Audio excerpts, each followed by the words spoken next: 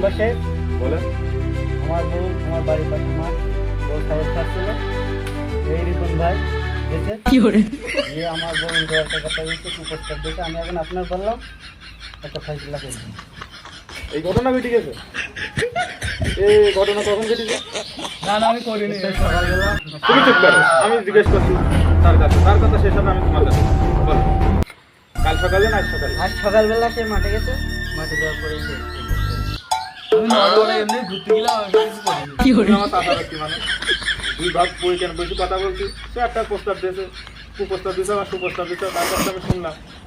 এখন তুমি বলো কি ঘটনাটা কি? এখন আপনি যা বলবেন তাই। না তো তুমি করি থাকো, আমি একটা ভালো তো খেলি, বলবা। আমি একটা ভালো খেলি, আমার কেউ খারাপ বলতে পারে না। এখন আপনি যা বলবেন তাই। তুমি কি নদবেলায় গিলে? আমার মতো আমি গেলাম ঘুরতে। তা তুমি ঘুরতে যে প্রস্তাবটা দেখা হলো তোমার? না দেখাই নিচ্ছে বানানোর ছোট বলতে। বানার কথা বলছো? হ্যাঁ আমি কিছু তোমার বউ কি 10 জনের সামনে এসে বলতে পারবে কথা? হ্যাঁ পারবে, বলতে পারবে। তাহলে আজকে না, আজকে তুমি বিচার দিছাও, আগামীকাল বিকেলে এই জায়গায় এই স্থানে সেও উপস্থিত থাকবে, যেহেতু সে আমার চাচা, তার দায়িত্ব আমি ছিলাম। আমার বউ নিয়ে হাজির হবে, কালকে বিকেল 4টায় বিচার হবে। এই বিচার আজকে এখানে শেষ হলো।